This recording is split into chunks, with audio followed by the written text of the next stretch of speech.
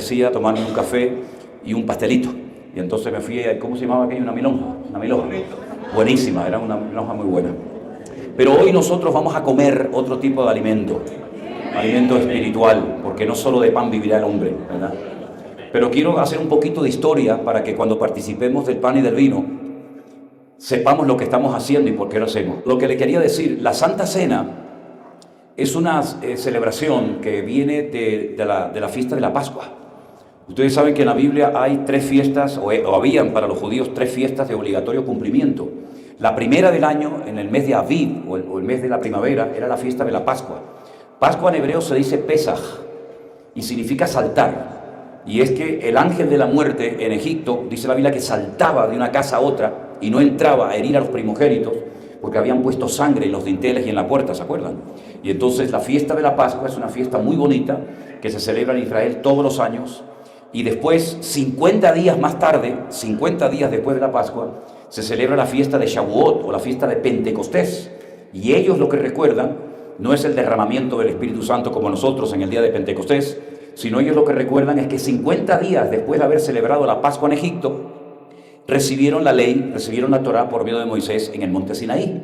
Y al final, en este mes de octubre, precisamente en estos días, celebran la última fiesta religiosa del calendario, y es la fiesta de las cabañas, o la fiesta de Sukkot, o la fiesta de los tabernáculos, que es la que justamente en estos días están celebrando. Y al final de la fiesta tienen un día festivo que se llama la Simchat Torah, la alegría de la ley, la alegría de la palabra.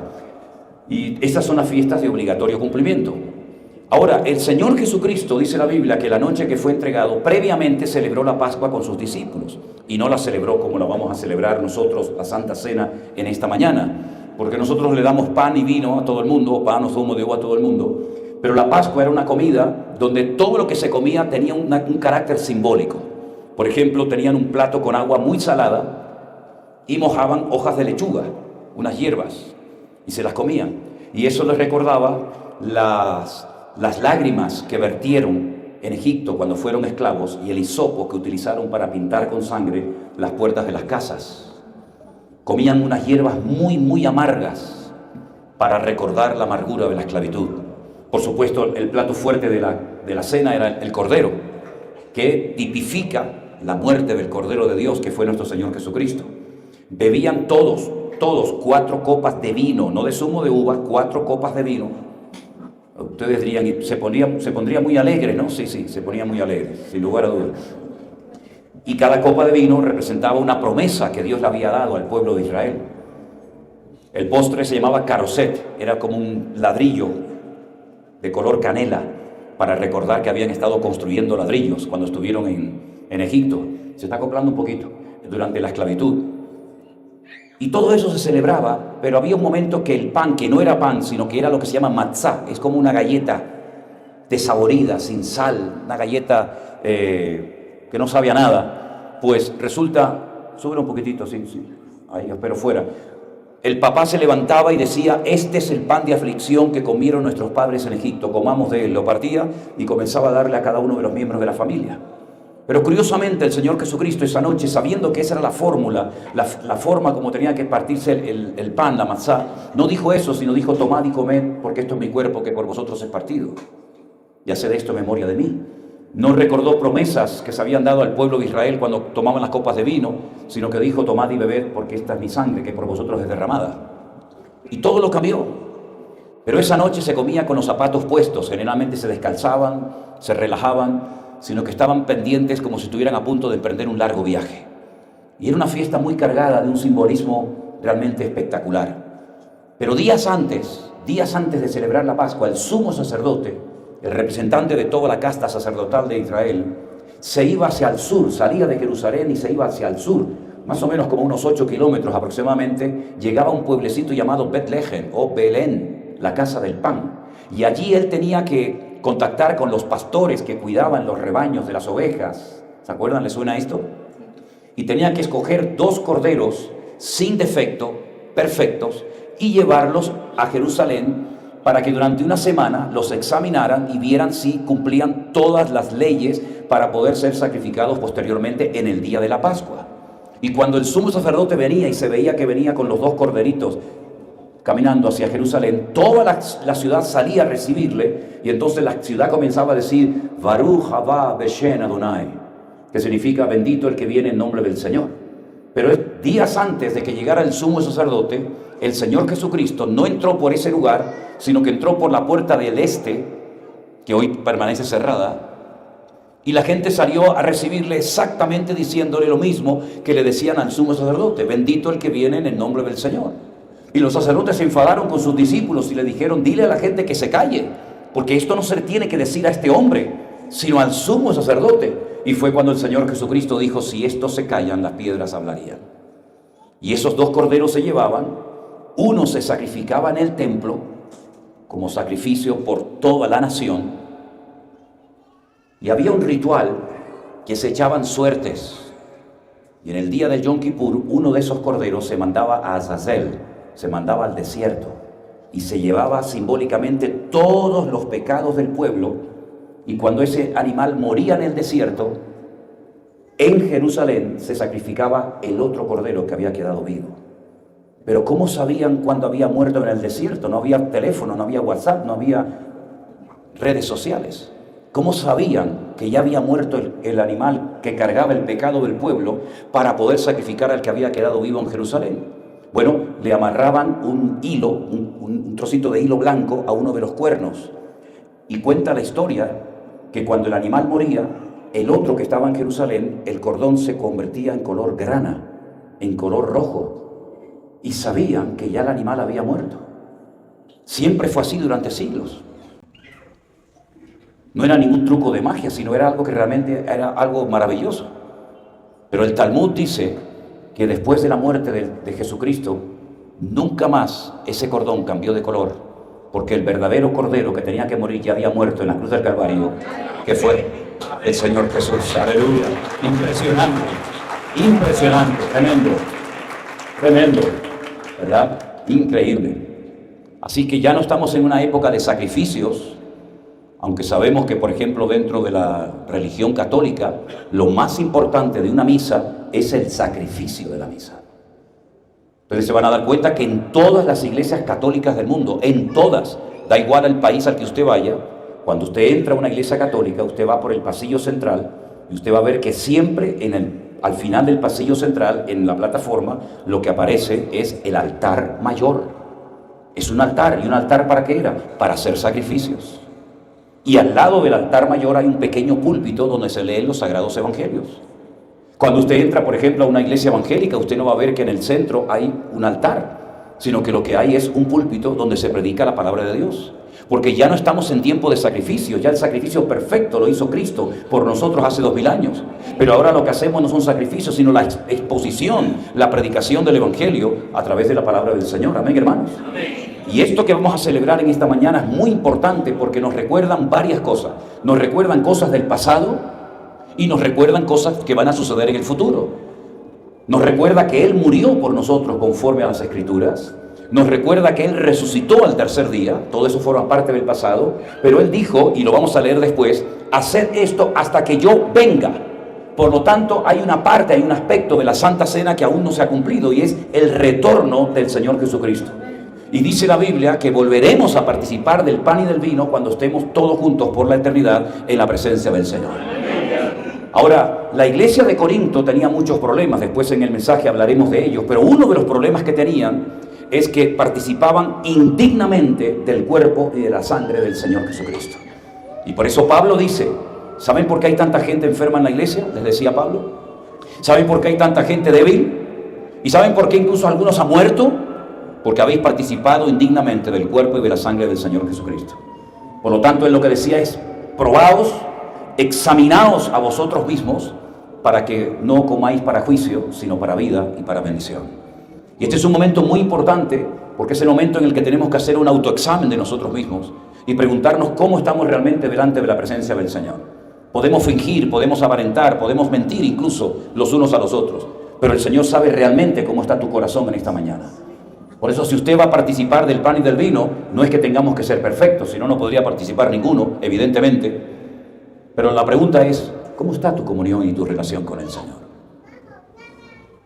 ¿Está usted alineado con el Señor y con su palabra o está llevando una doble vida?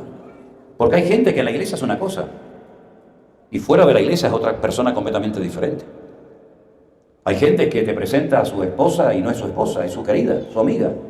Está conviviendo con ella o conviviendo con él, pero ya han normalizado su pecado, su desorden, y ya no le dan importancia. Pero sí le da importancia a la palabra de Dios. Tú tienes que ponerte en orden en todos los aspectos de tu vida, en tu relación horizontal y en tu relación vertical. De hecho, la cruz es lo que nos enseña, ¿no? Que hay una relación con los seres humanos, con las personas, con los hijos, con los hermanos, etc. Pero también hay una relación con el Señor, y a veces le damos demasiado énfasis a nuestra relación con el Señor y nos olvidamos que el que tenemos al lado es nuestro hermano y con el cual hace años que no me hablo o que no tengo ninguna relación con él.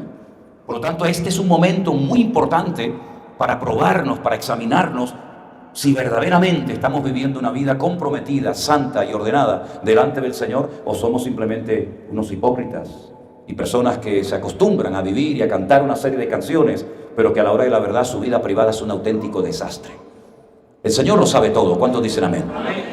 Así que en esta mañana cerremos nuestros ojos un instante y pídale al Señor que le ilumine y que le muestre en qué área de su vida usted urgentemente necesita un cambio. Tal vez es en su relación con su pareja, con su esposo, su marido, con sus hijos. Pregúntese en esta mañana si verdaderamente usted está poniendo en práctica la palabra o es un oidor olvidadizo, un religioso más, un fariseo que siempre lo ha sabido y siempre lo sabrá. Participemos dignamente del cuerpo y de la sangre del Señor en esta mañana, amados hermanos. No hagamos las cosas por rutina, por monotonía, por religiosidad. Hagamos las cosas decentemente y con orden, como dice la palabra. Los hermanos que van a estar repartiendo el pan y el vino ya se van a estar preparando, pero queremos orar juntos al Señor en este momento y pedirte, Padre Santo, Padre bueno, Dios Todopoderoso y Misericordioso. ¿Perdón? No le oigo. Gloria a Dios, gloria a Dios. Te damos gracias, Señor, porque nada pasa por casualidad. Todo está bajo el control de Dios. Y estamos preparados para cualquier cosa que tú permitas que suceda, Señor. Qué maravilloso, Señor, estar en este lugar, alabando el nombre todopoderoso de nuestro Dios. Pase lo que pase o venga lo que venga. Amado mío, gracias, porque todo viene de ti, Señor. A ti la gloria, a ti la honra. Y que este pan y este vino traiga sanidad a los enfermos. Que hoy haya milagros, señales y prodigios en este lugar. Que en el nombre de Jesús, personas con cáncer, personas enfermas, personas con depresiones y ataduras espirituales ahora sean libres en el nombre de Jesús de Nazaret. Que se rompan cadenas, que se sanen los enfermos, que los demonios dejen de molestar a las personas, Señor, y que en el día de hoy haya victoria, haya poder, haya gloria, haya bendición, Señor, porque tú venciste al diablo, a los demonios. Él está vencido. Nosotros iremos de gloria en gloria, de victoria en victoria y de bendición en bendición. Y en el nombre de Jesús, Señor, gracias por tu presencia en este lugar. Porque a veces cuando la iglesia oraba, también los lugares temblaban. Y hoy tiembla por el poder de Dios. ¡Aleluya! ¡Gloria a Dios! ¡Gloria a Dios! Porque nos hemos olvidado. O nos hemos olvidado que cuando los cristianos oraban en Jerusalén, también temblaba la iglesia. O nos hemos olvidado que cuando Pablo y Silas, torturados en la cárcel, cantaban al Señor, también temblaba la cárcel. Pues es tiempo de que Colombia tiemble bajo el poder de nuestro Dios. ¡Aleluya! ¡Y a su nombre! ¡Y a su nombre! ¡Aleluya! ¡Amén! Póngase de pie conmigo en esta mañana. Y mientras los hermanos comienzan a repartir el pan y el vino, esperamos juntos, cantamos esta alabanza a nuestro buen Dios. Gracias, mi Señor Jesús. Aleluya. Muchas gracias. Gracias, Señor. Gracias, mi Señor Jesús. En tus brazos me has dado y me has dado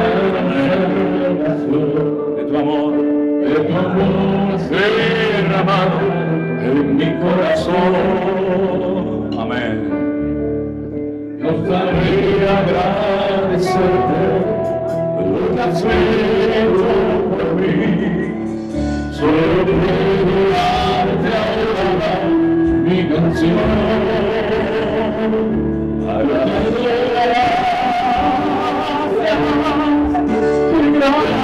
Gracias, Señor. Gracias, mi Señor.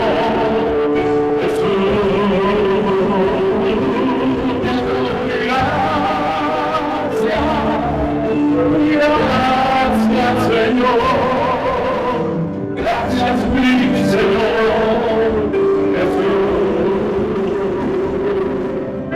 En la cruz me entregaste todo a mí. Y me regalaste a mí. Con tu sangre me compraba ante tu presencia.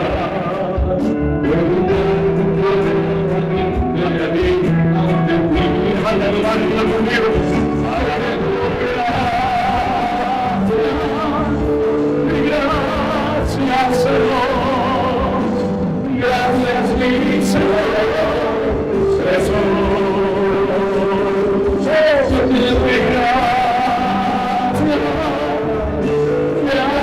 Gracias, Señor.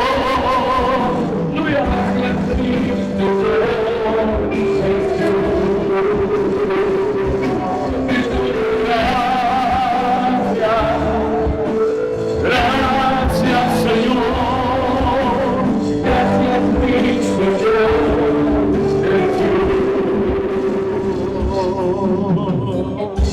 Amén, amén, aleluya. Es una santa cena inolvidable hoy, inolvidable. Yo es que no les entendía cuando me estaban hablando. Pensé que había dicho algo incorrecto. No tengo, ya tengo. Pensé que había dicho algo y yo digo, no, ¿qué me está pasando? ¿Se movió de verdad? ¿No sentiste? Yo no sentí nada. ¿De verdad? ¿Eh? Yo no sentí nada, de verdad les digo. Bueno, seguimos. ¿Están todos servidos en esta mañana? Levanten la mano los que les falta para que los sugieres vayan y les repartan. No sé si a lo mejor se quedó corto, ¿no? Porque parece que hay como más gente que va a celebrar. 300 se hicieron. Si ven que faltan, lo que puede hacer la persona que está a su lado, le compra.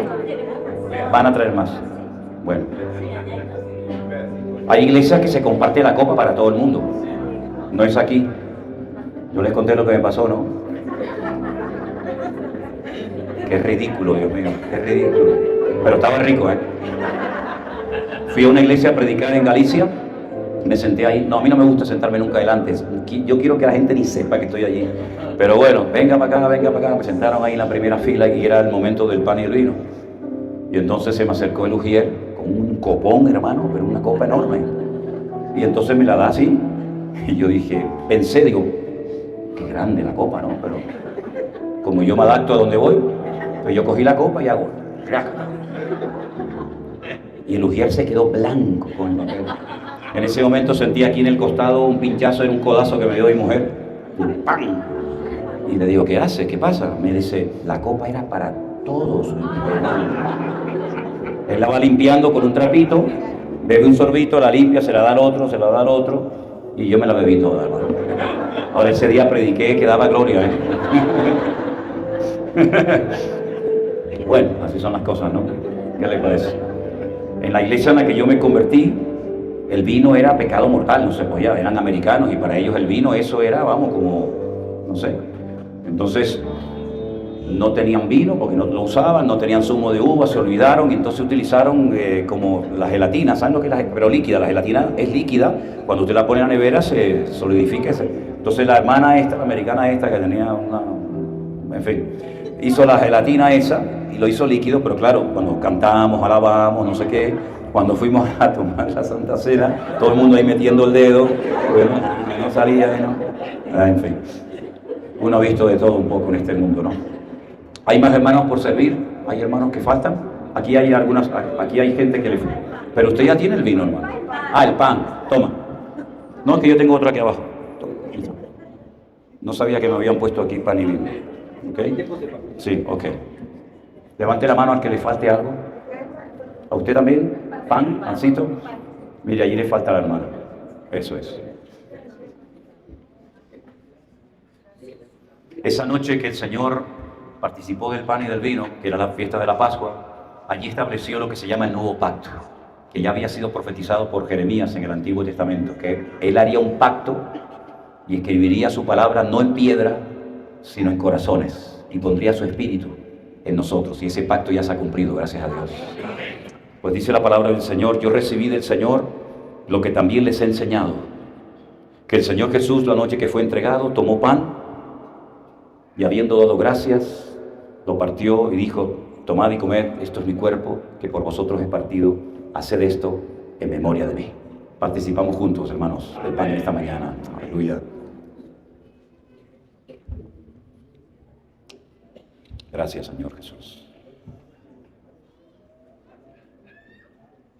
Aleluya. Asimismo tomó también la copa después de haber cenado, diciendo: esta copa es el nuevo pacto en mi sangre. Haced esto todas las veces que la bebiereis en memoria de mí. Así pues, todas las veces que comieres de este pan y bebieres de esta copa, la muerte del Señor anunciáis hasta que Él venga. Participamos de la copa, hermanos. Aleluya. Dele gracias al Señor en esta mañana.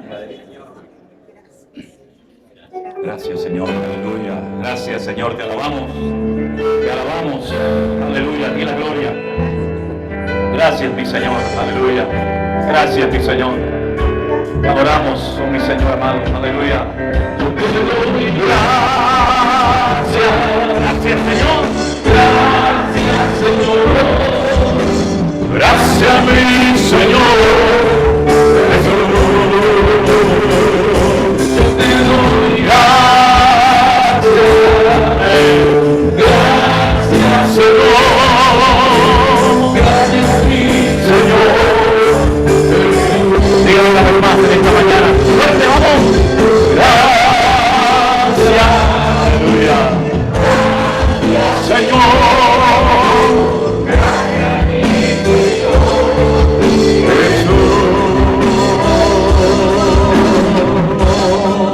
Ese aplauso a nuestro Dios. Aquí la gloria, la alabanza, el honor. Amén. Amén. Saluda al hermano que está a su lado en esta mañana. Dígale: Dios le bendiga. Déjame saludar a este muchacho. Llevo todo el rato. Mira, voy a saludar. Dios te bendiga. ¿Vienes por primera vez? ¿Sí? ¿Ya has venido? Bienvenido. Me alegro mucho de que estés con nosotros. Ah, sí, ay, qué bueno, qué bueno. Bendiciones para todas. Bendiciones. Que Dios les bendiga y les guarde. Bendiciones. Que te bendiga, hermana. Me alegro verle. ¿Cómo está usted? Bendiciones. Que usted bendiga. Hermana, Dios le bendiga. Bendiciones. Amén. Gracias al Señor. Amén.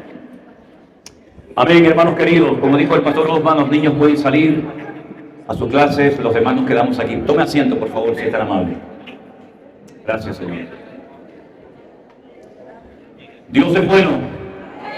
Y para siempre su misericordia. Aleluya.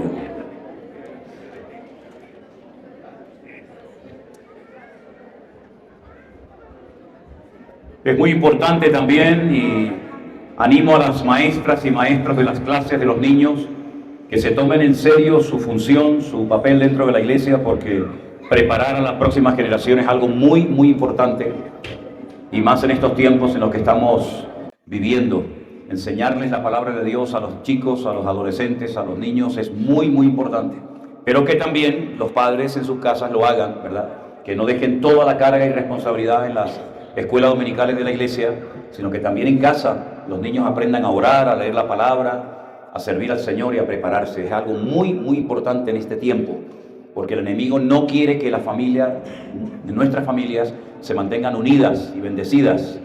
Y están tratando de luchar con uñas y dientes para que esta próxima generación acepte cosas antibíblicas y aberrantes como si fueran parte de una vida normal, cuando es todo lo contrario. Por lo tanto, oremos siempre por los niños de la iglesia, por las maestras de la escuela dominical, para que hagan un papel importante como el que están haciendo. Amén, hermanos. Quiero llevarles a Primera de Corintios, la carta de Pablo a los Corintios en el capítulo 1. Voy a estar leyendo unos textos desde el versículo 4 en adelante, por favor.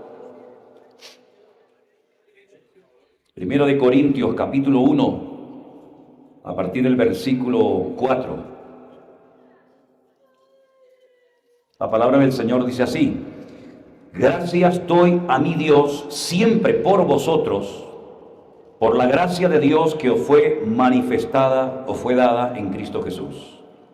Porque en todas las cosas fuisteis enriquecidos en Él, en toda palabra y en toda ciencia, así como el testimonio acerca de Cristo ha sido confirmado en vosotros, de tal manera que nada os falta en ningún don, esperando la manifestación de nuestro Señor Jesucristo, el cual también os confirmará hasta el fin, para que seáis irreprensibles en el día de nuestro Señor Jesucristo.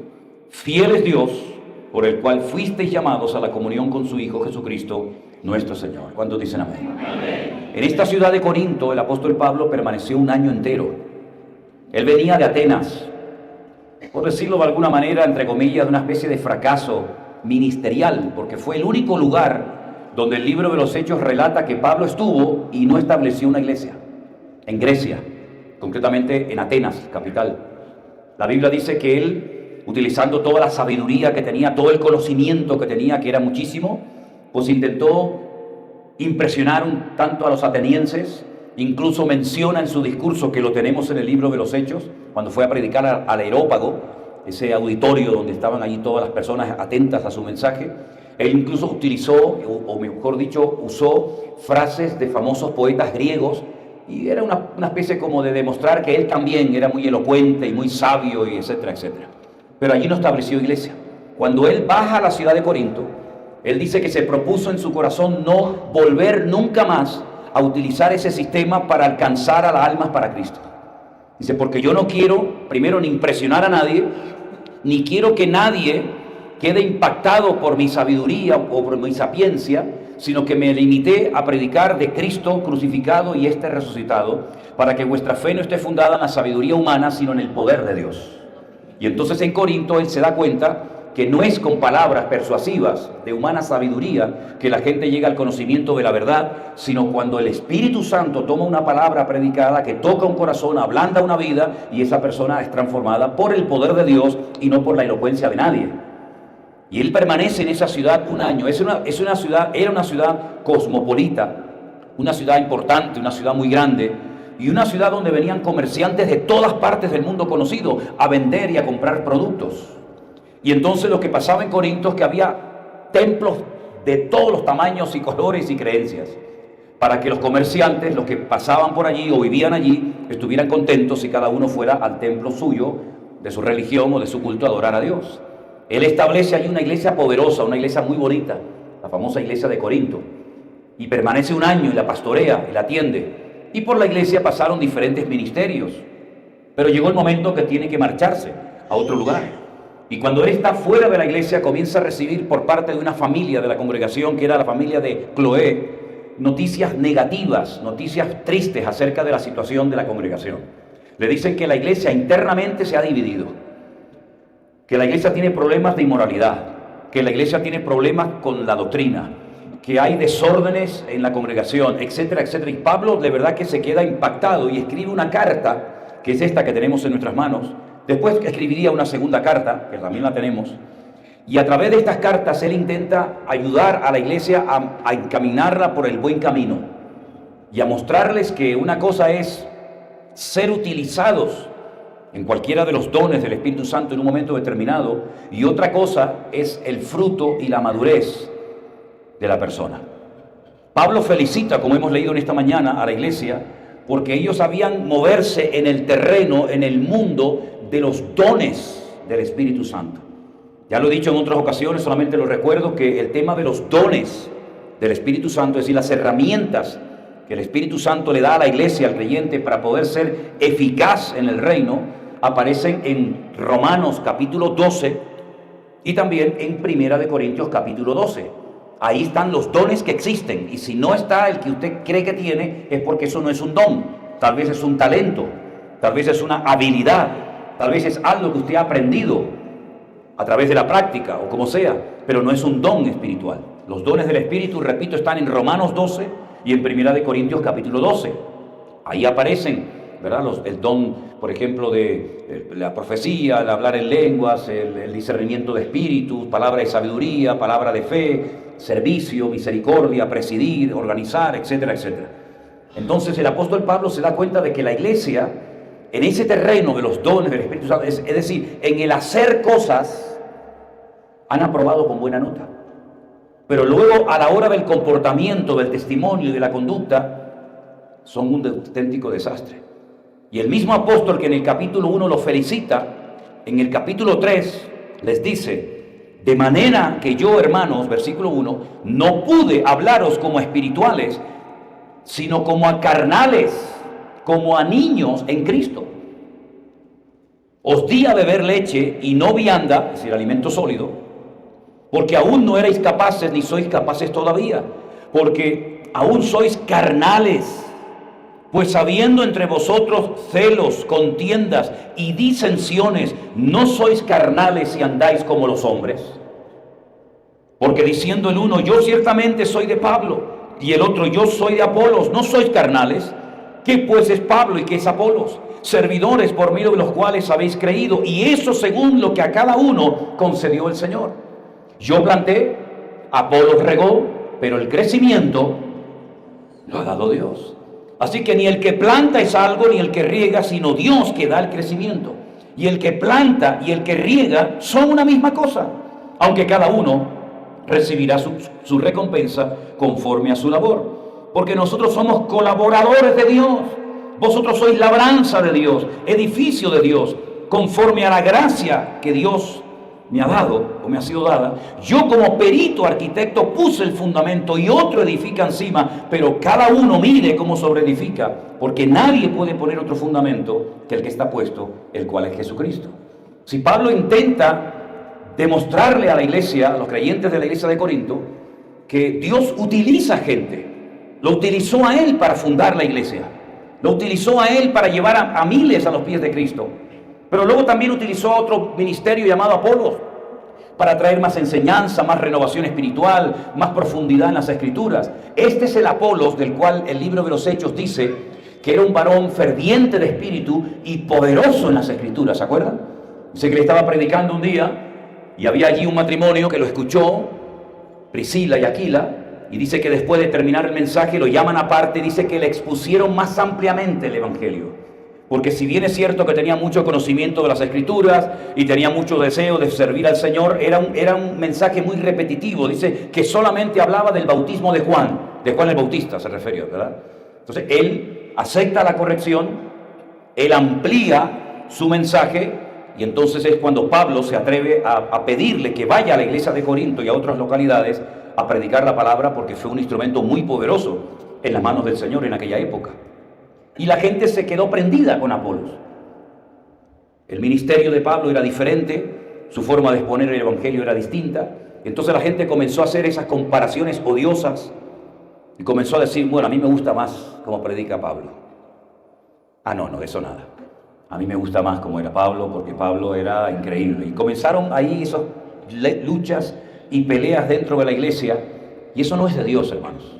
Eso no agrada al corazón de Dios. Pablo dice, ¿quién soy yo y quién es Apolo? Somos simplemente colaboradores de Dios. Todo esto no lo ha producido ni él, ni yo, ni el otro, ni el otro. Todo esto lo ha producido el Espíritu de Dios, el poder de nuestro Dios. El fundamento es el Señor Jesucristo. Yo vine y planté y la obra creció y se estableció, pero esto hay que cultivarlo, hay que ayudarle a los hermanos a crecer, y se fue Apolo. Pero en definitiva, el organizador, el autor de toda esta maravilla, no es ni él ni yo, es el Señor Jesucristo, el fundamento de nuestras vidas. Amén, hermanos. Pero no solamente tenían este problema de divisiones internas, de grupitos entre ellos, sino que además habían caído también en el error de la inmoralidad. La Biblia dice que había un pecado que lo estaban cometiendo en la iglesia, que ni siquiera en la calle lo conocían o lo habían practicado. Y entonces Pablo es cuando tiene que intervenir como el apóstol, como el fundador de la obra, y tiene que decir a la iglesia, a esa persona que se empecina en pecar y en cometer ese acto de inmoralidad, lo que tienen que hacer es expulsarlo de la iglesia un tiempo para que recapacite para que piense lo que está haciendo, que está tirando por tierra todo el testimonio de la obra, y cuando se arrepienta, lo volvemos a admitir. Pero mientras tanto, entréguenselo a Satanás. Y la Biblia dice que este hombre recapacitó, le pasó así como el hijo pródigo, ¿no? Volvió en sí, pidió perdón, y entonces Pablo escribe una segunda carta y le dice a la iglesia, le pide a la congregación, admítanlo, vuélvanlo a admitir para que no sea consumido en demasiada tristeza, dice la Biblia. Y Pablo empieza a explicar que hay una tristeza que mata, una tristeza que te lleva a la locura, a la depresión, al desánimo, una tristeza que viene de parte del diablo, del infierno, para amargarte la vida. Pero luego hay una tristeza que la manda Dios para arrepentimiento. Es el dolor, cuando te compunges en tu corazón por haber pecado contra el Señor, por haber hecho algo contrario a Él. Y dice que esa tristeza te lleva al arrepentimiento, y el arrepentimiento te lleva a la restauración espiritual, ¿verdad? Y es que a veces predicamos el Evangelio para que las almas se conviertan, pero luego también hay gente que necesita dentro de la iglesia ser restaurada, sanada de viejas heridas, de malos recuerdos, de cosas que les amargaron y le condicionaron la vida. Y siempre pongo un ejemplo que para mí es muy gráfico para entender esto, y es cuando el Señor Jesucristo se aparece en el cementerio donde su amigo Lázaro está muerto hace 4 días. Sus hermanas lo mandaron a llamar, ¿se acuerdan? Decirle al maestro que el que él ama está enfermo, gravemente enfermo. No lo iban a llamar por una tontería, evidentemente. Pero el Señor aparentemente les falló porque llegó 4 días después del llamado. Él había dicho, pedid y recibiréis, llamad y se os abrirá, buscad y hallaréis. Y es lo que ellas hicieron, pidieron, llamaron, buscaron, pero no apareció por ninguna parte. Y por eso cuando aparece el Señor por la casa de Marta y de María, las dos, no solamente Marta, también María, las dos están heridas, están dolidas. Me ha fallado el Señor. Puede ser que en esta mañana haya alguna persona aquí que diga, Dios me falló. Clamé a Él y no me respondió. Llegó tarde. Así estaba Marta y María. Le dicen al maestro, si hubieras estado aquí, mi hermano no estaría muerto. En otras palabras, tú has sido el culpable porque yo hice lo que tú me enseñaste a hacer, pedir, buscar, llamar. Y ahora vienes 4 días tarde, cuando ya la materia se ha convertido en líquido, cuando ya el alma, según la costumbre del judaísmo, ha desaparecido, y cuando ya es demasiado tarde. ¿Quién va a resucitar después de 4 días muerto? Como si para él fuera algo imposible, ¿no? ¿O es que acaso no van a resucitar personas que llevan miles de años muertas? Vamos al cementerio. Y cuando llega al cementerio, yo estuve una vez en la tumba de Lázaro, yo estuve dentro de la tumba de Lázaro. Es un pueblecito árabe. Y me metí dentro de la tumba de Lázaro. Tiene como una escalera de piedra, así de caracol, bajas. Y le dije a los hermanos que estaban fuera esperándome, griten mi nombre con todas sus fuerzas. Y yo no oía nada. No se oye nada.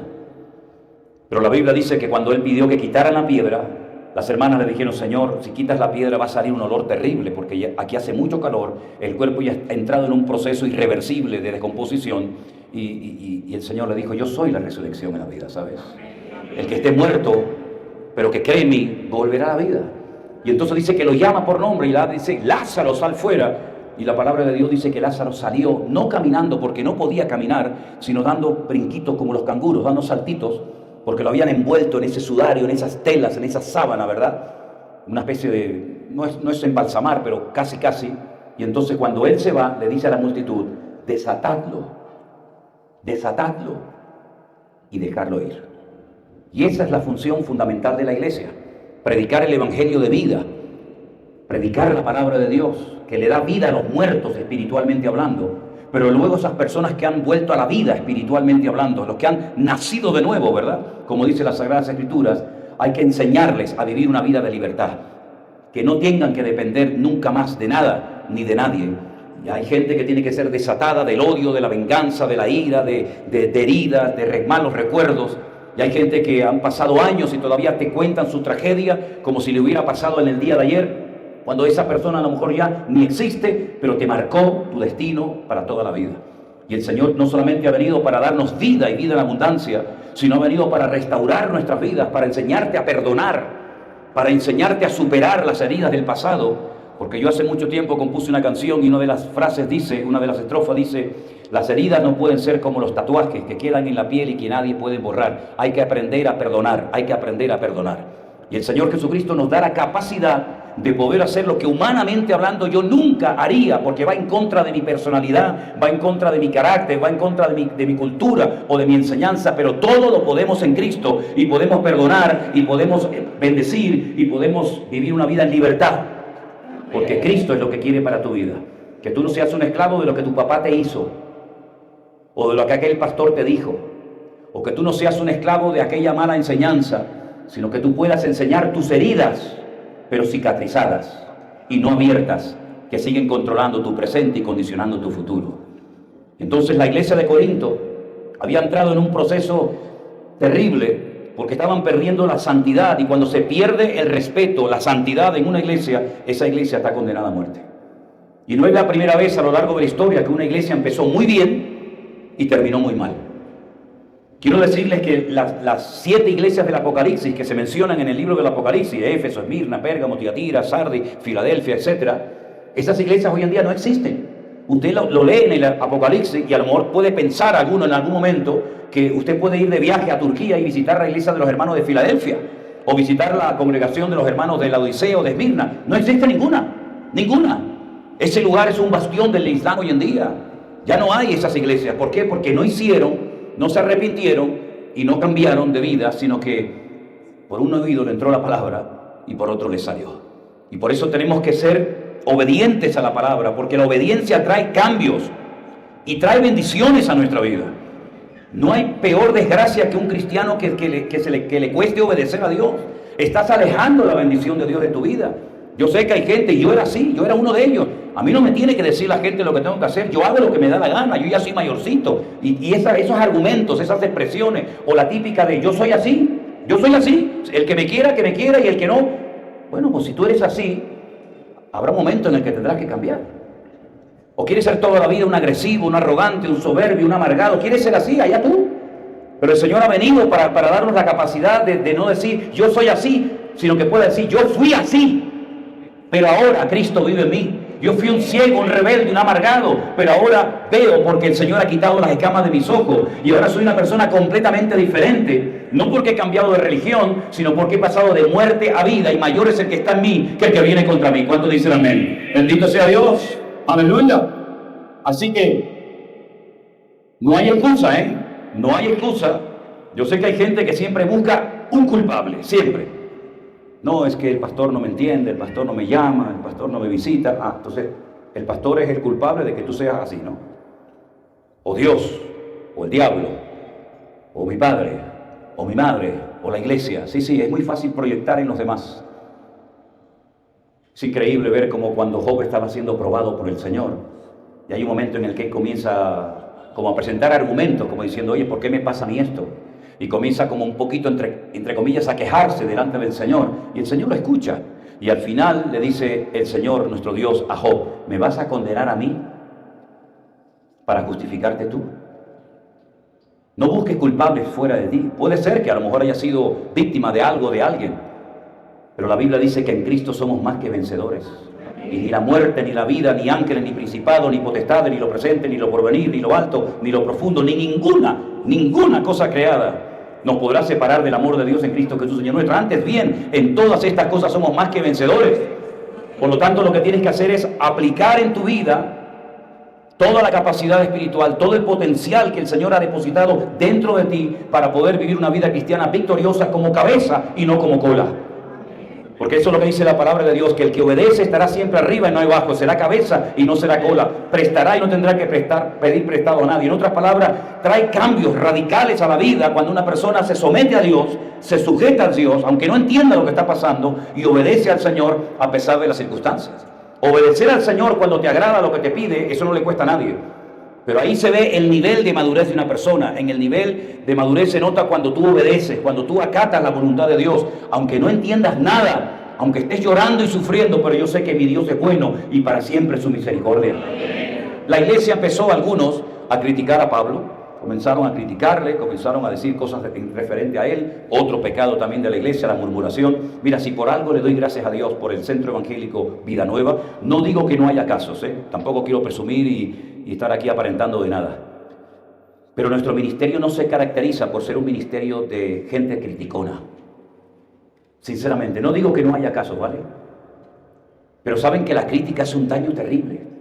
Criticamos a este, criticamos a la otra, criticamos al pastor, criticamos a la hija del pastor, criticamos al músico, Eso, gracias al Señor, que yo sepa, pues no es la tónica, no es lo habitual en nuestras congregaciones, cosa que es habitual y frecuente en otras iglesias donde se comen unos a otros y después, gloria a Dios, aleluya, ¿verdad?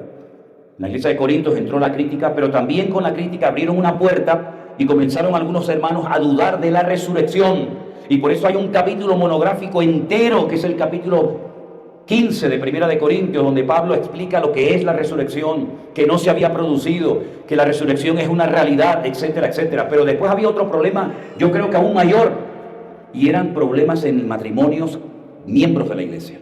Y ahí hay un capítulo entero, que es el capítulo 7 de Primera de Corintios, que se titula Problemas en el matrimonio. Porque no significa que usted, por ser cristiana o creyente, no vaya a tener nunca ningún problema en su matrimonio. Claro que los puede haber, de mucho tipo. Pero una vez más, en la palabra del Señor, tenemos la respuesta y la solución a todos nuestros quebraderos de cabeza. El apóstol Pablo habla de hermanas que son creyentes y su marido no. ¿Cómo actúo? ¿Qué hago? Él no es creyente, no me quiere acompañar a la iglesia. ¿Cómo hacemos con nuestros hijos? O viceversa, él es creyente y él no. Bueno, usted no tiene que inventarse nada. La vida cristiana ya está todo planificada y escrita y revelada en las palabras de Dios, y los escritos no necesitan ningún tipo de confirmación. Si usted tiene problemas en su matrimonio, no hay dos iguales, evidentemente, la palabra del Señor nos da la enseñanza necesaria para saber cómo tengo que comportarme en todo momento. Y no solamente eso, sino que además en la iglesia de Corinto había un problema grave, y es que todo lo que estaba sucediendo dentro de las paredes de la congregación afectaba el testimonio público de la iglesia. Y eso es algo que sí tenemos que tomarnos muy, pero que muy en serio. Cuando usted mañana se vaya a su trabajo, a su oficina o a donde sea, usted está representando en cierta manera a un ministerio, a una iglesia, a unos pastores. Su testimonio puede elevar el prestigio, la gloria del Señor en un lugar, o puede tirar por tierra el testimonio y el trabajo de muchas personas. Usted tiene que ser una luz en el lugar donde se encuentra y no ser una piedra de tropiezo. Que la gente no diga nunca, este es cristiano, esta es cristiana, por favor. Ahí son todos iguales. ¿Han oído esa frase alguna vez? ¿Verdad? Y juzgan, y paga justo por pecador, y juzgan a todos por igual. ¿Qué responsabilidad tan grande tú tienes, hermano? Yo sé cuáles son las mías, pero ¿qué responsabilidad tienen todos y cada uno de ustedes de mantener el testimonio del Señor? Y que la gente, mira, tal vez no le gusten nuestras canciones, tal vez no le guste nuestro estilo de vida, lo entiendo, pero que nunca te señalen con el dedo diciendo realidades, diciendo verdades, sino que digan, este hombre y esta mujer viven lo que predican y son testimonio en el trabajo, en la universidad, en donde sea. Y eso es lo que va a traer a las multitudes a los pies de Cristo. ¿Cuántos dicen amén? La iglesia de Corinto entró en un periodo de crisis. Hay diferentes etapas a lo largo de la vida cristiana, tanto a nivel ministerial, a nivel de iglesia. Gracias al Señor, yo creo que en este momento nosotros estamos en un momento maravilloso, en un momento precioso, de amor, de unidad, de apoyo mutuo, de unidad en el liderazgo entre los pastores. Todo eso lo tenemos que aprender a conservar y a valorar. Porque yo digo que hay cosas que nosotros no podemos producir, pero sí podemos conservarlas. Por ejemplo, cuando usted se compra una lata de melocotones o de peras en almíbar o piña en almíbar, usted no ha producido, usted no puede producir esos frutos, pero sí puede conservarlos. El que inventó la comida enlatada fue Napoleón, porque él decía, ¿cómo le hago llegar la comida a mis soldados que están a miles de kilómetros? Entonces a él se le ocurrió enlatarla al vacío y se las mandaba a los soldados y podían durar años esas comidas conservadas.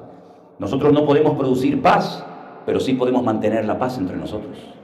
Nosotros no podemos producir amor, el amor lo produce Dios, pero sí podemos cultivarlo y practicarlo entre nosotros. Amén, hermanos. Por lo tanto, hay un área muy importante de responsabilidad personal que nos corresponde a todos y a cada uno de nosotros. Y el Centro Evangélico Vida Nueva pasó de ser una iglesita ahí perdida en una isla que la gente ni sabía dónde estaba, a ser un ministerio que mucha gente lo conoce, que mucha gente sabe, que estamos en las redes, en YouTube, en Facebook, por aquí, por allá. Y es una tremenda responsabilidad la que el Señor ha puesto sobre nuestros hombros de dar un buen ejemplo y de dar un buen testimonio. Y tenemos que estar abiertos a la corrección, a ser corregidos, a ser tratados, porque una persona, si quiere ser usada por el Señor, tiene que ser previamente tratada por el Señor. ¿Cuándo dicen amén? Una persona que no ha sido restaurada en diferentes áreas de su vida, si se le da autoridad, si se le da poder, puede ser una bomba y puede ser un peligro. La palabra del Señor nos dice que el mismo Pedro tuvo que ser restaurado antes de poder otra vez volver a servir al Señor. Tenemos que ser restauradas en muchas áreas de nuestra vida. Así que no tenga prisa, no se apresure a hacer algo antes de que el Señor primeramente haya hecho algo importante y un cambio transformador en tu vida. Porque repito, antes de ser usados, tenemos que ser previamente tratados por el Señor. Y hay muchos ejemplos en la Biblia de personas que fueron tratadas durante años para ser usados muy poquito tiempo. Por ejemplo, Moisés tuvo 40 años, aparentemente sin hacer nada, cuidando ovejas en el desierto que ni siquiera eran de él, eran de su suegro. Pero en esos 40 años el Señor lo trató. El Señor cambió su forma de ser. El Señor lo humilló. Y cuando el Señor lo vuelve a llamar 40 años más tarde, cuando aparentemente ya es demasiado anciano, es cuando está preparado para poder servir al Señor. Alguna gente dice, bueno, eso de seminarios o de prepararse para servir al Señor, eso no es bíblico, ¿ah, no? ¿Cuánto tiempo estuvo el Señor Jesucristo tratando y moldeando a sus discípulos, hermanos? Con el mejor maestro, el mejor evangelista, el mejor profeta. Tuvo 3 años con los discípulos. Y les enseñó a convivir, a pesar de que entre ellos no era fácil la convivencia. Fíjese que, por ejemplo, uno de ellos trabajó para el Imperio Romano. Mateo fue un recaudador de impuestos del enemigo, del imperialismo de la época. Y sin embargo, después en su lista de discípulos tenía un celote. ¿Qué era un celote? ¿Un terrorista? ¿Un guerrillero? ¿Un paramilitar? Y los pone a los dos juntos. A uno que trabajó para el Imperio Romano y a otro que lo que quería era matar al Imperio Romano. ¿Y cómo van a convivir esas dos personas? Van a estar todo el día discutiendo. Sin embargo, después terminaron dando los dos la vida por el Señor Jesús. Les enseñó a trabajar juntos, a soportarse. ¿Se acuerdan cuando Juan se encontró a uno que no seguía al maestro y que hacía cosas por ahí aparentemente por su cuenta? Y le dijo al maestro, por ahí hemos encontrado a uno que hace cosas, pero no está con nosotros, no es de los nuestros. ¿Quieres que ore para que caiga fuego del cielo y lo destruya? Muchacho, ¿este quién es? Y el Señor Jesucristo le dice a Juan, oye, eres como un trueno. ¿Cómo vamos a orar para que la gente se queme? Déjalo. Y ese hombre que era fuerte de carácter, capaz de pedirle al Señor, déjame que ore para que caiga fuego del cielo y lo destruya, después es el discípulo del amor, el que más habla del amor. Miren sus cartas, 1ª, 2ª, 3ª de Juan, miren su evangelio espectacular. Es decir, uno puede cambiar si se deja cambiar y tratar por el Señor.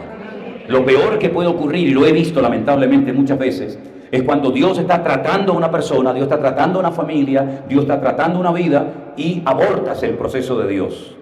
Te vas porque aquí no te aman, porque aquí no te entienden, te vas a otro lugar pensando que en otro lugar tu problema no va a aflorar con el paso del tiempo y vuelve otra vez a florecer, porque vayas a donde vayas, tú serás el mismo en todas partes. A veces queremos cambiar todo lo externo a nosotros en vez de cambiar nosotros y cambiar lo externo, ¿verdad? Así que Dios nos tiene que tratar y nos ha tratado y lo va a seguir haciendo, porque las pruebas que Dios mande a nuestra vida, Dios no tiene que pedirnos permiso para mandarlas. Amén, hermanos. Están pensadas, están planificadas perfectamente, diseñadas específicamente para cada uno de nosotros. Y las pruebas que el Señor mande a nuestra vida para crecer, para madurar, para hacernos hombres y mujeres de Dios, son proporcionales a nuestro nivel de fe. Es decir, el Señor no se va a equivocar mandándote una prueba que era para otro hermano o para otra hermana. Las pruebas siempre van a venir para tu beneficio, para tu desarrollo, para tu crecimiento espiritual. Dale gracias al Señor. Y como dice la Biblia en Santiago, tened por sumo gozo cuando os halléis en diversas pruebas, sabiendo que la prueba de vuestra fe produce paciencia. Es decir, que cuando Dios te está tratando en la economía, tal vez es porque necesites ser más organizado en lo económico. Y vamos a llegar a un punto en nuestra vida en la que vamos a tener que aprender a vivir cada vez con menos y no cada vez con más, como algunos quieren. Porque vivir cada vez con más es fácil, ¿no? Pero lo difícil es aprender a vivir cada vez con menos. Pero ahí es donde va a estar la bendición de Dios. Tal vez Dios tiene que probarte en ese impulso que siempre tienes, que parece que todo lo que sientes y todo lo que quieres como niño caprichoso lo tienes que tener al momento, y si no te enfada, y Dios te tiene que decir, tranquilo, tranquilo, no corres. Tranquilo. Dios sabe dónde tiene que probarnos a cada uno de nosotros. Hay padres que adoran casi a sus hijos, más que amarlos los adoran y los entronizan y parece que sus hijos son como intocables. Y es interesante notar cómo el Señor le dijo a Abraham, sacrifícame a tu hijo. ¿Cómo? A tu hijo me lo sacrificas, para que yo sea lo primero en tu vida y no el niño. Porque hay padres y madres que al niño y a la niña no se le puede decir nada porque se enfadan. Y lo primero en la familia tiene que ser el Señor.